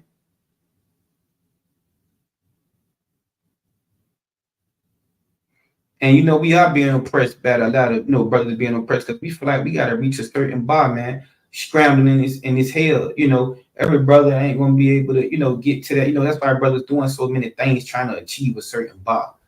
You know, you got some of the ones that did get the degree, but even some of the brothers that went to school, you know what I mean, still having a hard time. You know, we look on TV, what a man should be. You got to have it all. So the brother that ain't got it all, he looked at as being what? Nothing. And it don't matter if this brother got it all, if he getting high, if he kicking and beating the crap out of women, if he talking to women in any type of way, you understand? Long as he got that money, you know, if he drugging people, it don't matter what he doing. Committing crimes, long as he got that money, guess what? In this society, you are a high value man. You are looked up to. You can be a straight drug addict, you know, a straight woman beater, straight out on unalive, a thief, a robber, whatever, scam, a piece of crap. As long as you getting that money, that's all that matters. That's why people that get money, man, you know, they may be in certain conditions and things of that nature, but they'll tell you quick, I got money. What you gonna tell me? I got money. You know, look at my car, look at my clothes. You know what I'm saying? You know, he don't know nothing. He can't lift up no sister. Yeah, she get with him. She might can get a couple of material things, but he gonna tear you down mentally. He gonna tear your spirit down. He gonna destroy your spirit. I mean, that's a bet. That's a guarantee. Because he's really just a monster with money. That's it. A monster can't do nothing but, you know, watch who you follow. Because see, if you're a woman and you with a man, that's who you follow. So watch who you follow. See what I'm saying? Because guess what? You're gonna become whatever that man is, he gonna destroy your spirit if you ain't with the right man. Or at least if you ain't in here getting the law, statutes, and commandments of the Most High under the priests and prophets of the Lord. You understand? Because this your guidance, this your blueprint. This is what's gonna make you wise and such a great understanding nation. You understand that people can look up to. That's why here in the UPK, man, you know, we got certain rules and certain standards, and when we all come together, we looked at in a certain way. We just had a function out as used for an example, right? In Atlanta, it was quite a few of us, right? All gathered together. We getting along. Normally with these types of functions and these many blacks, Hispanics, and Native Americans all gathered up together, you understand? You would see fighting. You would see a bunch of smoke in the air. Smoke everywhere. You understand? Belligerent drunks, women naked, you know. But guess what? It was the total opposite. It was like okay, we'll use the Passover. You see how the Passover is? How many of us come together at the Passover? The women in their nice little elegant dresses. You got to think in the world, you would be half naked. You see what I'm saying? It'd be weed smoke all in the air. You know what I mean? It'd be brothers grilling each other. You know, all of these different things. This would be going on, man, if we weren't in the ISUPK. You understand? You know, we got, and that's the taste of the kingdom. The kingdom is within you. You understand? You know, let's drop that, man. Let's go to Romans, and you can go to Psalms 147 and 19. Psalms 147, 19, man. Psalms 147 and verse 19. Okay? Psalms 147 and verse 19. Right? He showeth his word unto Jacob. He showed his word unto us. You see what I'm saying? His statutes and his judgments unto Israel. He's showing his book unto us, to the priests and prophets of the Lord. See what I'm saying? Only us. Okay, let's go to verse 20. He have not dealt so with any nation. He haven't dealt like this with any other nation but you, Israel. Why can't you wake up and see this? That the creator of the universe is dealing with you. He's trying to deal with you. When World War III comes, that's because of you. Because when the war happens and the destruction happens, guess what? We get free and we go to the kingdom. We become the next rulers. We go back to our rightful place. Everything that's going on is for you, Israel. You understand? And the quicker we acknowledge this and wake up and stop trying to be rich in this world, you're trying to get right in a world that's falling. I'm not saying keep doing what you do on an everyday basis, but this place is gonna fall. You so ignorant. You talking about having generational wealth in a country that's gonna fall. All right, study history. Any great empire has failed. We just talked about Greece and Rome. Those was both great empires. Alexander the Great was great. That's, they call it an Alexander the Great. Rome, the different Julius Caesar, all the Caesars, things of that nature, which we still in extended Rome today. So the Roman Empire never really failed. You understand? You got America, France, Italy, Russia, and that's still Rome. The white man in rule. You understand? But a lot of great empires have failed throughout the course of history. Egypt was a great empire. You understand? Why you think America models itself after Egypt? It was a great empire, but they all eventually failed. Why are you trying to get generational wealth talking about, and then you don't even got no real money? Talking about some, do you know what generational wealth is? The oppressor has that. You understand? The Lord trying to give us generational wealth, though. That's what the Lord trying to give us, but we ain't gonna get it here. You know what I'm saying? We ain't gonna get it here, man. You gotta wake up and smell the coffee come from about the matrix, man. Unplug from the matrix. Unplug from the matrix. Stop thinking you're smart. You're not. If you don't got these laws, statutes, and commandments, you're ignorant. You may be smart according to the ways of this world. Let's see if I can get that scripture up. The ways of this world, there's foolishness to the Most High. You don't got this. You don't got wisdom. You're not smart. Stop thinking that. Swallow your pride. Be born again. You understand?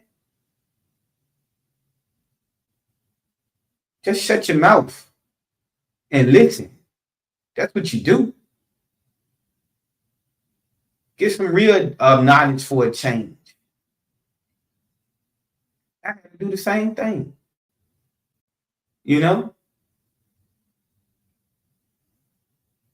It's just time out for the foolishness, man. You understand? Got to buckle down. And brotherhood is a weapon. This is how we're going to make it through with the help of each other. You understand? Through the brotherhood. You know what I mean? This is how we're going to make it through. Because you can't do it by yourself. Okay? Finish up this verse, man. He have not dealt so with any nation, and as for his judgments, they have not known them. These other nations don't know that. They don't got these judgments. They don't got this wisdom. You got to think, when we living at our best and we got the wisdom and the understanding, these other nations are looking at us like, hey, these people are great. They are marveled at us. The same way they was marveled at us in this book. You see, they was worshiping us as gods. This how it's supposed to be. They're supposed to be statues of black men everywhere. The white man supposed to be on his knees worshiping us. You understand? And it's not like that. So if it ain't like that, something wrong. And just shut your mouth and get up here in the UPK. And stop thinking you're smart. You're not smart. Also, y'all got out the water, sir. He got me at 1 Corinthians 3:19. For the wisdom of this world is foolishness with God. Your wisdom is foolishness to God. He don't respect your so-called intelligence. You're not intelligent. For it is written, he taketh the wise in their own craftiness. He gonna take down America. You understand? Oh, you think you smarter than America? The governors and the presidents and the Rockefellers and the shadow government, they call it, who really run the world. It's 666 people that run the whole world. The Lord gonna take them down. So who the hell you think you is?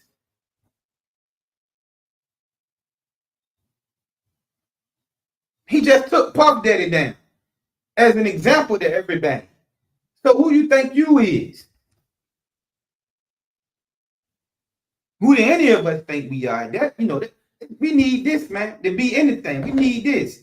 We need these laws, statutes, and commandments. And guess what? The Lord was so gracious that he decided to give it to us.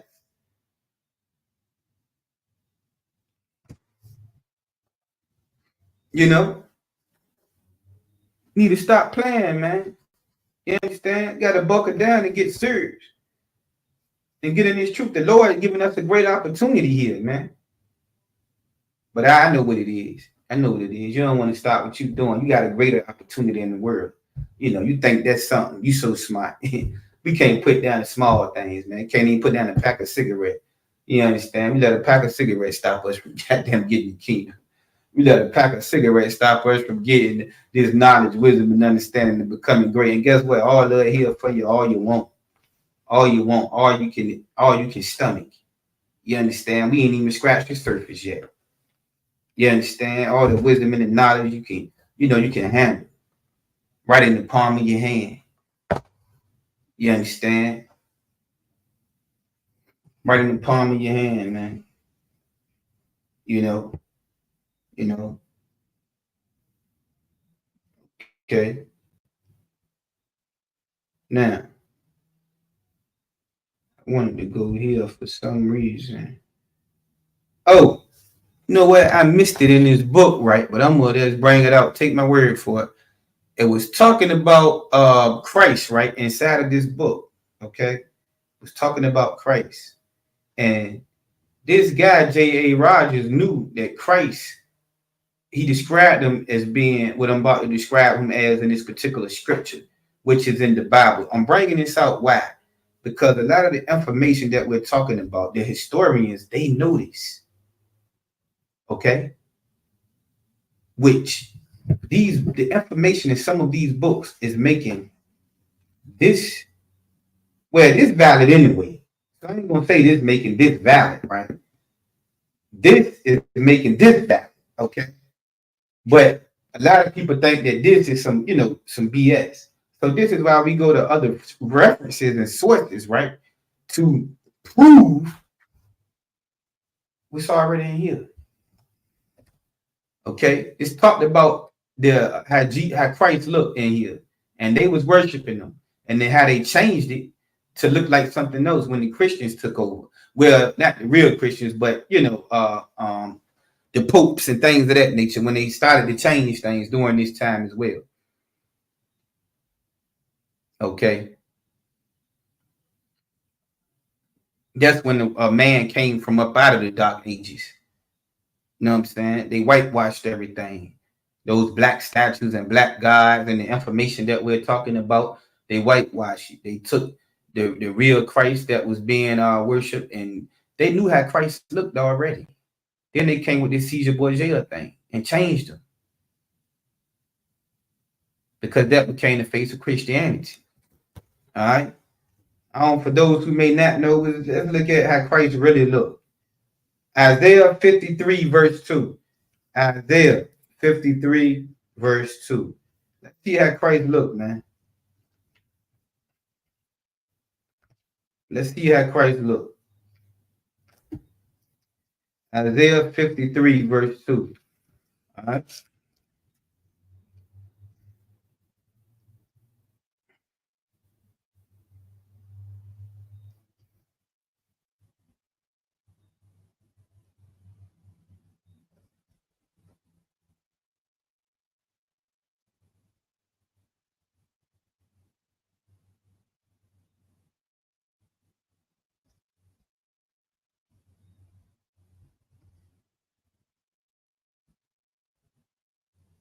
Okay.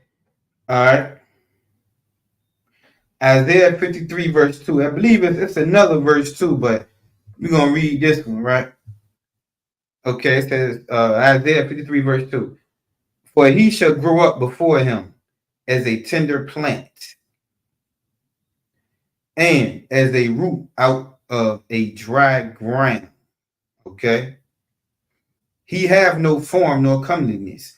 See, Christ didn't have no form, man, or no comeliness, meaning he was not a good-looking man. He didn't have a heck of a physique, you understand, as the man. This is Christ that's being described. And when we shall see him, there is no beauty that we should desire him. You understand? Christ was not a good-looking man. You understand? Christ didn't have a form, a shape, or anything of that nature. So when people seen him, like, this can't be the Christ. Ain't no way. This was the form of Christ. We didn't desire him. All right. Verse 3, he is despised and rejected of men. Christ was despised. He was hated and rejected of men. Right? The same way it is today. The same way it is with the priests and prophets of the Lord. See what I'm saying? A man of sorrows. He was a man of many sorrows. A lot of us in here become a man of many sorrows. You understand? A man of suffering. Christ suffered. Okay? And acquainted with grief. He was very, very familiar with grief. You understand that this sound familiar with any of us? Because the servant is no greater than the master. Okay? And we hid, as it were, our faces from him. We hid from him, man. You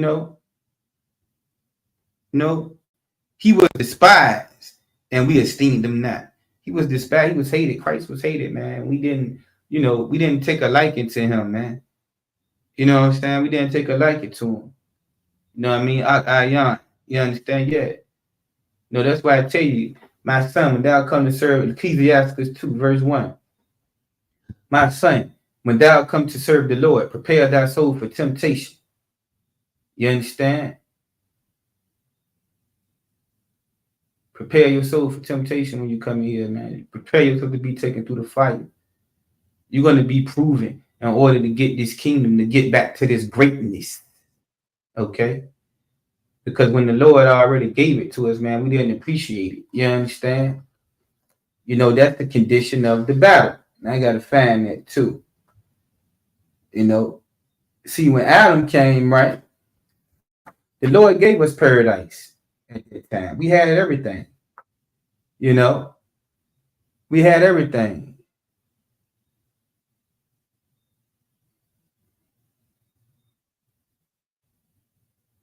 We had everything. All right.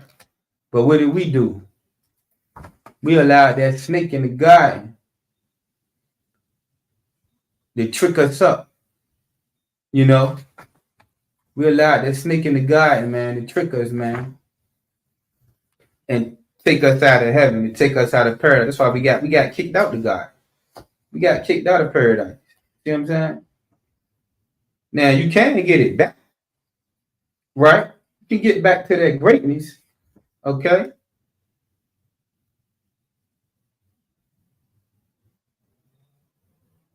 Okay, here we go. Let's go to Second Ezra, chapter. Is this chapter 7?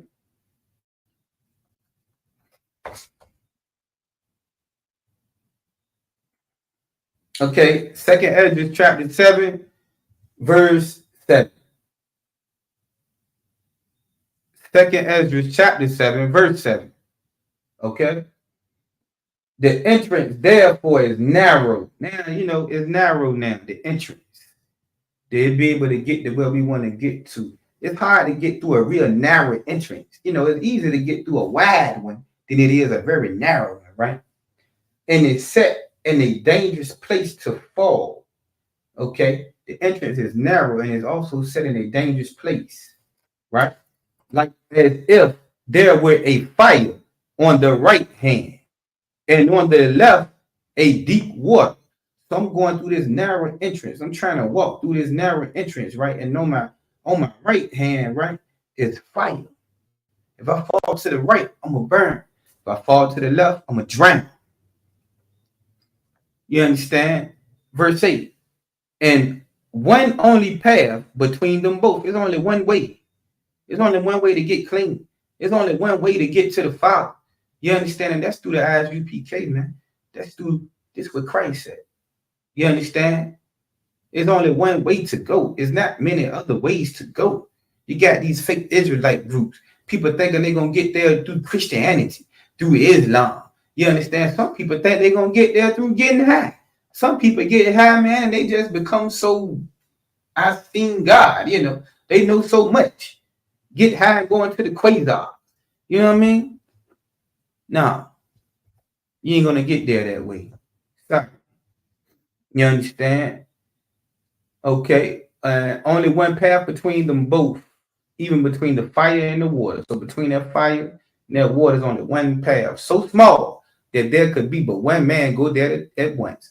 Too many people try to take this path, man. It ain't gonna be many people, man, to take this path.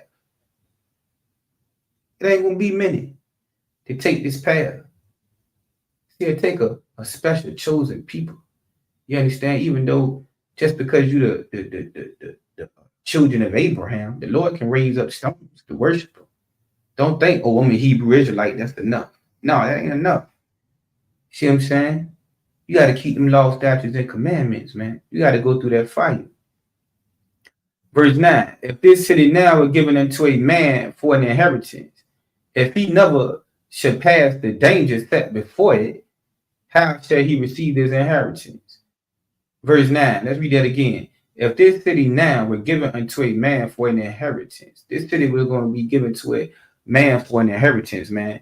If he never should pass the danger set before it, you got to past the danger set before it. You got to go through the trials. You got to be tried. You got to go through the trial and tribulation, man, in order to get this great city, to get this great inheritance, right? It said, if you never go through this, how shall he receive this inheritance? Verse 10, and I said, it is so, Lord. Then said he unto me, even so also is Israel's portion. This is our portion. This is what we must go through. The same thing Christ went through. You got to be acquainted with grief. You got to be acquainted with sorrows. You understand? You got to be hated by this world. You understand? Verse 11, because for their sakes I made the world. The Lord, we read that earlier in the scripture. This is a precept. Because for their sakes I made the world. And when Adam transgressed my statutes, then was decreed that now is done. See, when Adam transgressed, right, he made the world for us. You know what I'm saying? But when Adam did what he did, right, now we got this how we got to get to the kingdom now. It was given to us. We didn't appreciate it. It's just like if you got children and you give them the world, they be spoiled, unappreciative. Some of them turn out to be nothing. That's why you got to teach them hard work.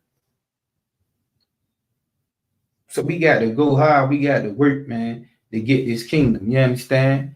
Then with the entrances of, when Adam did that, the entrances of this world were made narrow. That's when things was made narrow, was made hard, full of sorrow and travail and pain. You understand? You know, you got to suffer, you know, going through different sorrows, different pains. Might be the loss of a loved one, still got to keep the law, statutes, and commandments. Might be struggling. You understand? You might lose your job. You might be tried where you got to choose between the truth and choose between, you know, a real. You know what I'm saying? You know, you got to choose between being broke and going out there and commit a crime. You know what I'm saying? Might be going through something where you want to relieve yourself and smoke a spliff or something. You understand? No, you got to just deal with it. Maybe take a drink or something, you know? Being hated by your family because you don't want to get there going to celebrate Christmas no more. Not being able to take certain loved ones that you want with you. Losing things in this truth, man. Losing businesses, losing money, losing cars, you know, losing a lot of things to come in this truth, man. Being hated by the world. Being vexed every day. You understand? You might have sickness in your body. You understand? Got a brother here, man, and here, man, brother was sick, suffering, man. You know, Lord took him home, man. You know what I'm saying? Some things you may have to go through in this truth, man. You know, there are but few in evil. We only got a few days in evil, full of perils and very painful. You know, our time here, man, is very painful, man. For us, man. It gets painful. It gets, the suffering gets hard. You understand? You know, it gets hard sometimes, man. You know, but we got to hang in there, man. We got to hang in there. We got to keep pushing. You know what I'm saying? Because what is an inheritance, and it don't just come. You know what I'm saying? The lock you 1 minute, Israel. 1 minute.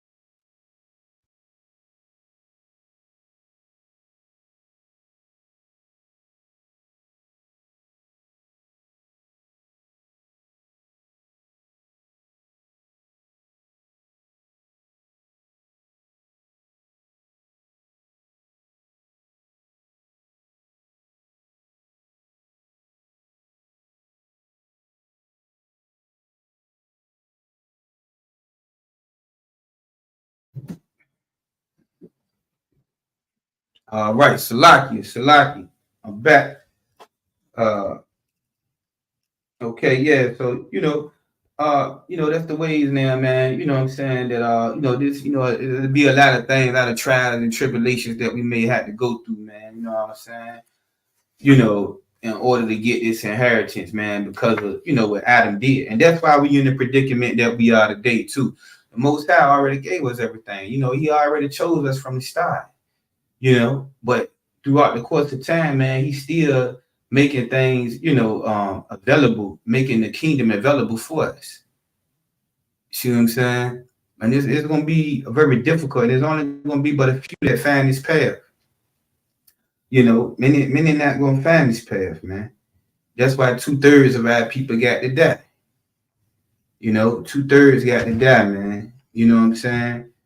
Touching on that, let me see something. Zechariah, the book of Zechariah.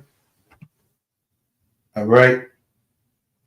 I believe it's 13, if I'm mistaken. If you could give me a minute to kind of retrieve this scripture. Okay, all right. Zechariah.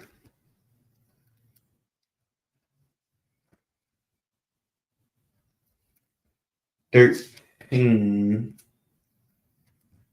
me see. Zechariah. Let's see.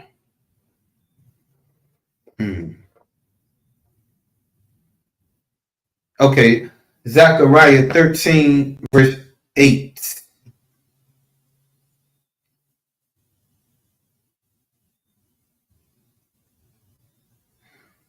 Zechariah chapter 13 and verse 8. Okay. Probably gonna read 9 too. Okay, Zechariah 13, verse 8. And it shall come to pass that in all the land saith the Most High, 2 parts therein should be cut off and die. Right? Talking about the 2/3, man. Gonna be cut off, they're gonna die.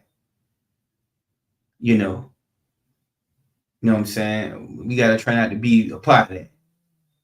You know what I mean? But if you in here right now, it says, but the 3rd shall be left therein. Meaning the 3rd gonna be left. The 3rd not gonna die. You understand? This talking about Israel. All right. Verse 9. And I will bring the 3rd part through the fire. See, the 3rd part got to come through that fire, man. You know what I mean? This talking about some of the pain and some of the tribulations and sorrows and things that we go through. You got to go through the fire. Why? And we'll refine them as silver is refined. We got to be refined, man. So when the Most High come back, man, we'll be able to be presented before our King, man. You understand? The way he do it is through taking us through the fire to refine us. Like you would take silver or like you would take gold and you would put it through a furnace of fire to take what? The impurities off of it. Okay? This is what's going to happen with the 3rd. And will try them as gold is tried. Most High tell them to try you as gold is tried. You understand? In the fire. They shall call on my name. We're going to call on the name of the Most High. And I will hear them, and he will hear us. I will say, it is my people, and they shall say, the Most High is my power. You understand? And that's what we're doing right now, man. We're calling on the name of the Most High. We're putting our trust in the Most High now. We're no longer putting our trust in ourselves. You see what I'm saying? And we are being taken through the fire. And it does take a lot of faith. Especially for where all of us, like I'm supposing, was used to trusting in ourselves. When it gets tough and you feel like you got to make a move or whatever the case, you were used to doing things on your own accord, man. But now we having faith and we call on the name of the Lord. You know what I mean?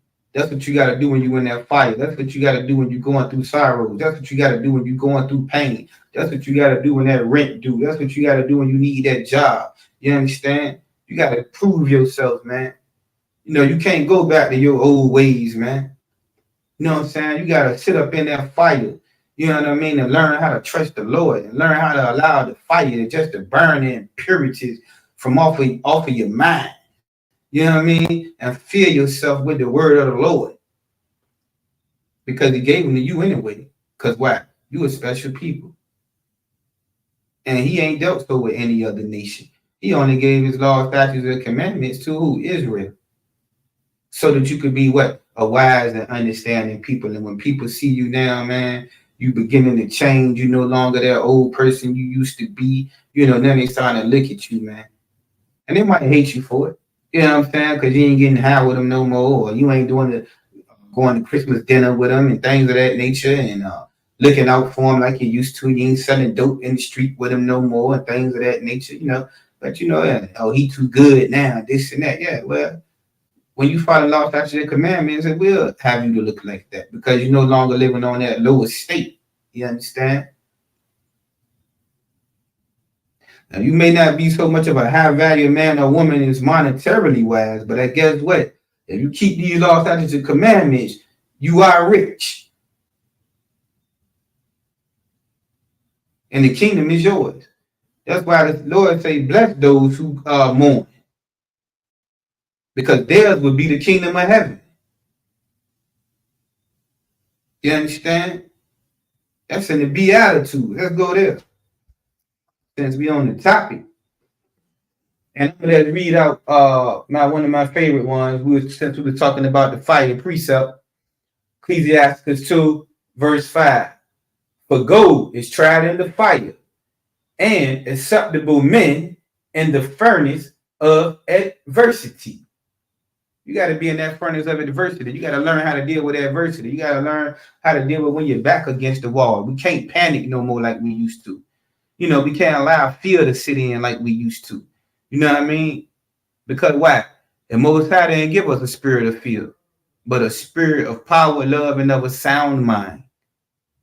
If you in panic mode, you have an anxiety, you don't have a sound mind. And the Lord don't give us that type of spirit. You understand? Okay. Matthew 5, I believe that's the Beatitude. We should be getting close up on the time.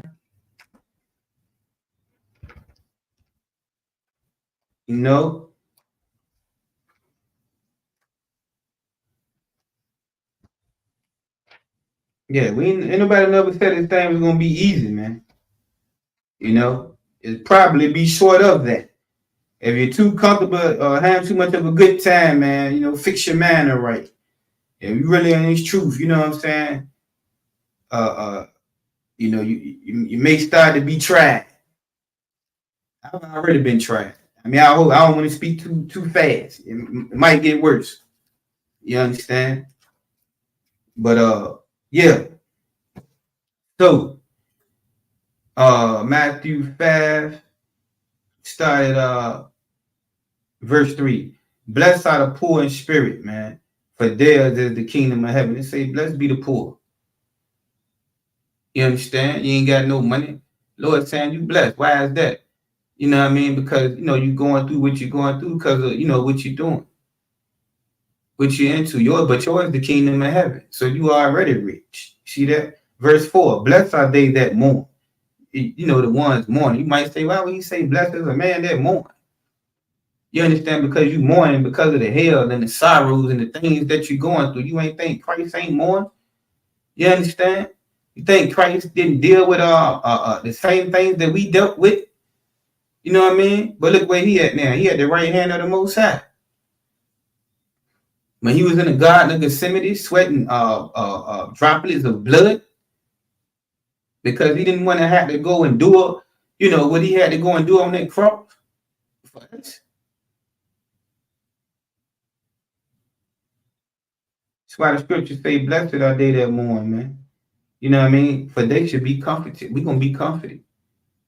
For what we going through, the persecutions and the sufferings and the hate that we endure and things of that nature, we're going to be comforted one day.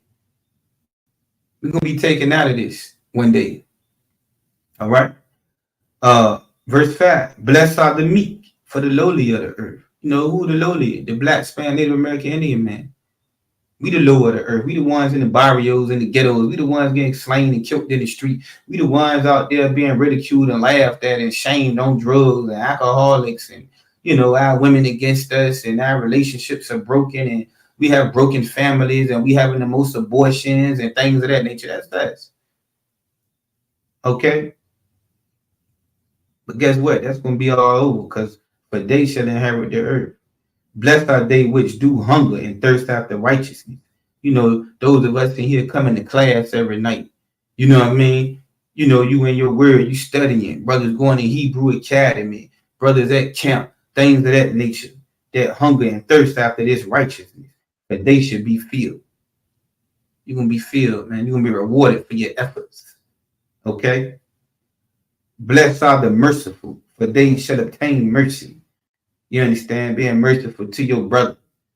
Being merciful to your sister. Okay?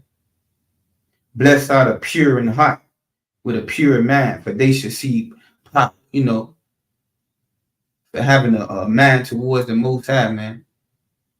You understand? Being filled with this scripture.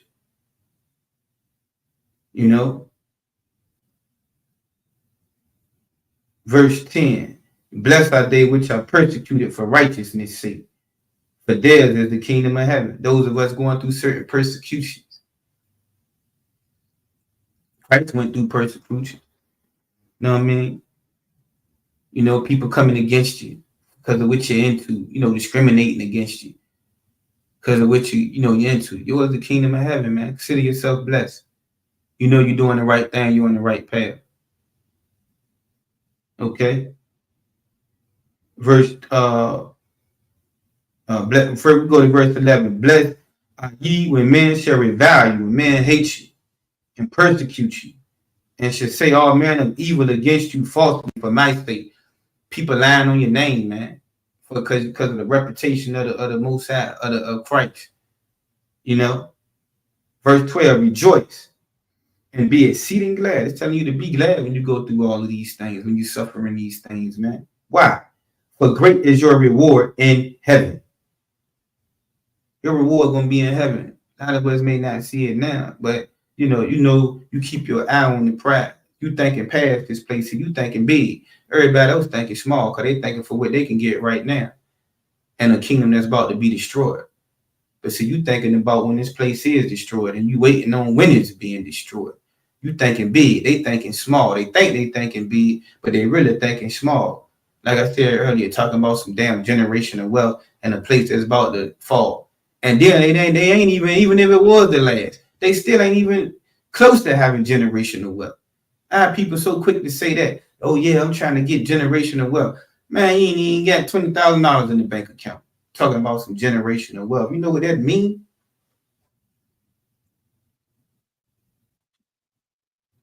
Foolishness with God. Foolishness. Stop the shenanigans, man. Come on, man. Just time out for the foolishness. All right. And but so persecuted they the prophets which were before you. They persecuted the prophets before us. So we're gonna get persecuted now. Okay. Verse 13. And like we were talking about earlier, I'm glad we ran right into this. Ye are the salt of the earth, man. We the salt of the earth. We are what the earth, man, should actually, we should be the model for the earth. You understand? But even though we're not right now, we're still copied. You understand? They still trying to take our dance moves. They still trying to take our swag.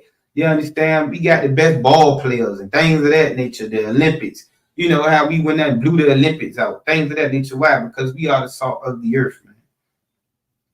But if the salt have lost its savor, wherewith shall it be salted? You understand? But we have lost our savor in the places where we should have it, which is following the law, statutes, and commandments of the Most High.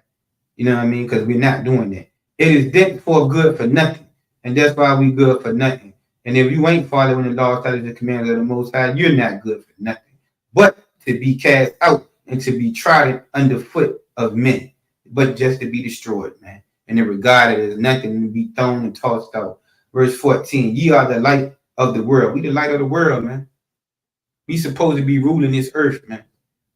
You understand? And even though we're not right now, we can start to carry ourselves like rulers and walk in the rulership.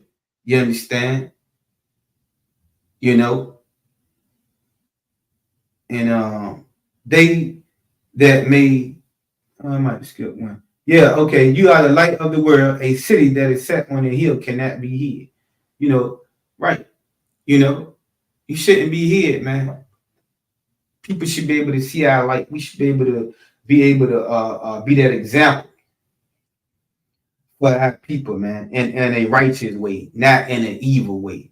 A lot of times we are being a light, but we're being a light in the wrong way. You understand? That's why the white man exalts some of our people to put them in that negative light. You understand? To get a lot of our people to follow that. See what I'm saying? Because we are the salt of the earth. We're God's people. We are that special people, that chosen people, man, even though it don't look like it right now.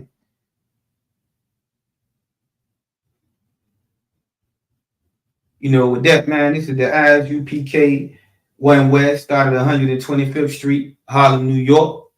You understand? Under the commanding General Yohana. This was the Monday night history class, the water for everybody coming out. You know, we're going to have the announcement for any brother or sister that, you know, want to court another brother or sister, want to court a brother, vice versa. You would go to the head, man, and you would get permission. But before that, you know, any brother or sister coming in would cleanse themselves for the world 6 months. And that sister or brother is to be saluted only. Then after that, if anybody takes interest in that sister or brother, you know what I mean, they can go to the head and ask if they can court that brother or sister for another 6 months. Okay. After that, you would then go to the head and ask if it would be wise if you would be married. Okay.